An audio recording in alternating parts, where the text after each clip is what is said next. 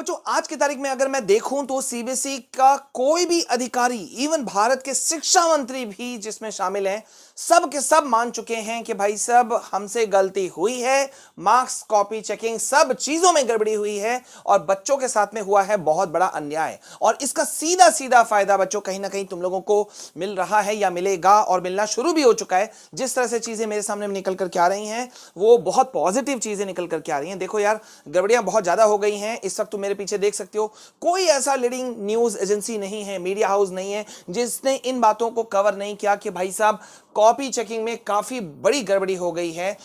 OSM का धज्जियां उड़ा दिया गया है, बिल्कुल ब्लर्ड कॉपीज थे और सबने गलती मान ली। खुद भारत के शिक्षा मंत्री जो है ना, उन्होंने सामने आकर के कल कहा कि भाई इस पूरे घटनाक्रम की जिम्मेदारी मैं लेता हूं। शायद उनको लेना भी चाहिए था, because he is the head of the whole institution. अगर हम बात करें शिक्षा मंत्री की तो इस हिसाब से उन्होंने सही किया। मगर अब यहां पे बहुत बड़ी बड़ी बातें सामने निकल करके आ रही हैं। जब सीबीएसई ने मान लिया है कि गलती हुई है, कहीं पर भी आप देखो हर लीडिंग न्यूज हाउसेस में लिखा हुआ है कि सीबीएसई की बड़ी गलती हुई है, बढ़ सकते हैं आपके नंबर। सीबीएसई ने कहा, दैनिक भास्कर में देखो आप, मूल्यांकन में चूक हुई है, छात्रों को फायदा होगा। द हिंदू में देखो, एश्योरेंस ऑफ फेयर एवोल्यूशन कह दिया गया है। इंडियन एक्सप्रेस में देखो, मार्क्स लाइकली टू इंक्रीज। ये सब चीजें, और कल मैंने एक वीडियो डाला था जिसमें मैंने तुमको बताया था बहुत सारे बच्चे अब चीजें लेकर के आ रहे हैं जिनके कॉपियों में ही हेरफेर हो गया था, उनके मार्क्स डायरेक्ट बढ़ते हुए दिखने शुरू हो चुके हैं। अभी भी बहुत कुछ हो सकता है बच्चा, इसलिए हमें लगे रहना है। लेकिन मेरा कंसर्न आज सिर्फ इन्हीं बच्चों पे शामिल नहीं है। आज मैं पूरे क्लास 12 के लाखों 17 लाख बच्चों का बात उठाऊंगा, उन बच्चों की भी बात उठाऊंगा जिन्होंने मतलब अप्लाई करने की कोशिश की रीवैल्यूएशन के लिए, लेकिन उनका सीबीएसई के वेबसाइट की गड़बड़ी की वजह से नहीं अप्लाई हो सका या कुछ और वजह से या डर के मारे से।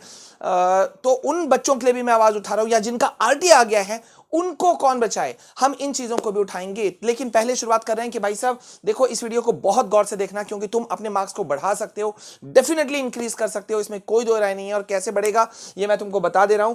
देखो, सीबीएसई ने अपनी गलती मान ली है, लेकिन सीबीएसई सामने आकर के कैसे बोलेगी कि भाई हम तुमको मार्क्स दे रहे हैं। तो अब जब तुमने अपने मार्क्स को रिवैल्यूएशन के लिए अपना स्कैन्ड कॉपी मंगवा लिया है, ये जो पूरा प्रोसेस है, स्टेप बाय स्टेप प्रोसेस है, जिसके अंदर में तुम्हारे मार्क्स बढ़ जाएंगे, बढ़ेंगे। सीबीएसई वेट ही कर रही है कि आओ और अपना मार्क्स बढ़ाओ।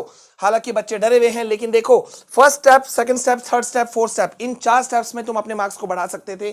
तो फर्स्ट स्टेप तुम कर चुके हो, जिसमें तुम्हें अपने आंसर बुक की डिजिटल स्कैन कॉपी हासिल करनी थी, जो तुम कर चुके हो। सेकंड स्टेप ये था कि तुमने काफी माइन्यूट वे में तुमने चेक किया, अपने आंसर शीट को देखा कि भाई टोटल नंबर का जो एडिशन है वो सही है कि नहीं है, कोई पेज कहीं गायब तो नहीं है, सब चीज चेक किया और वो भी चीज हो चुका है।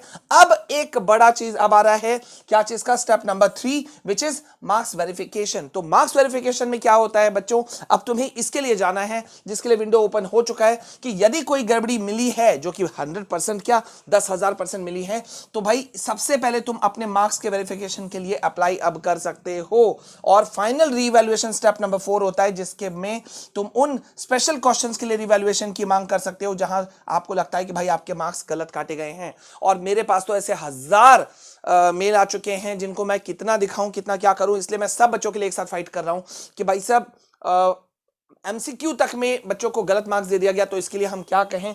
वैसे मैं कुछ चीजें और भी तुमको दिखाना चाहूंगा। यहां देखो, यहां स्टूडेंट्स जो हैं वो ढेरों स्टूडेंट्स जो हैं वो परेशान हैं, समझ नहीं पा रहे हैं कि वो क्या करें, नहीं करें, किस तरह से अपने फ्यूचर को सिक्योर करें। बच्चे डरे हुए हैं, पेरेंट्स, बहुत सारे पेरेंट्स जो इन सब बातों को नहीं समझते हैं, अपने बच्चों को ही ब्लेम करते हैं, उनके लिए एक अलग परेशानी है। कॉपियों से सप्लीमेंट्री कॉपीज जो है वो गायब भी मिल रहे हैं, लगातार फर्स्ट पेज मिल रहा है, बाद बाकी आंसर शीट दूसरे बच्चों के पेज जुड़े हुए मिल रहे हैं, धुंधली स्कैनिंग और साथ ही साथ में कम नंबर, मार्क्स काटा गया, मतलब सब साइड से। और मैं लगातार इस बात को उठा रहा हूं कि भाई साहब बच्चों के साथ में जस्टिस अभी भी किया जा सकता है। प्लीज मैं अपने इस चैनल के एंड से हाथ जोड़ करके भारत के शिक्षा मंत्री और सभी ऑफिशियल से कह रहा हूं कि भाई साहब सिर्फ उन बच्चों के लिए आप कुछ मत कीजिए जिन्होंने अप्लाई किया है, उन बच्चों के लिए भी बल्कि की कीजिए जो अप्लाई नहीं कर सके आपके सिस्टम फेलियर की वजह से, वेबसाइट फेलियर की वजह से, या उन बच्चों के लिए भी जिनके आरटी आ गए हैं। साल बर्बाद नहीं हो, ये हमारी कोशिश है।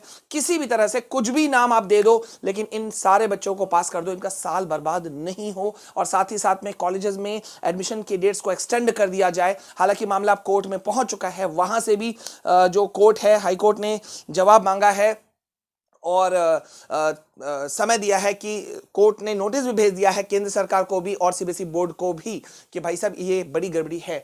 तो जस्टिस अभी भी वेट में है, लेकिन ये सफर कौन हो रहा है? मासूम से बच्चे हो रहे हैं। और इसलिए मेरी हाथ जोड़ के प्रार्थना है कि भाई इन बच्चों के साथ में जस्टिस किया जाए। मार्क्स बढ़ सकते हैं, बढ़ेंगे भी, लेकिन अगर आप चाहोगे तो। So please all the higher authorities, बच्चों को अब तो कम से कम हम रिलैक्स कर सकें, ऐसा कुछ कीजिए। ठीक है, अभी के लिए बस इतना। आई होप कि मेरी आवाज सब तक पहुंचेगी। Please share this video to each and every person. Like करना, शेयर करना, चैनल में पहली बार आया हो तो सब्सक्राइब करना। मिलते हैं नेक्स्ट वीडियो में, तब तक के लिए जय हिंद, वंदे मातरम।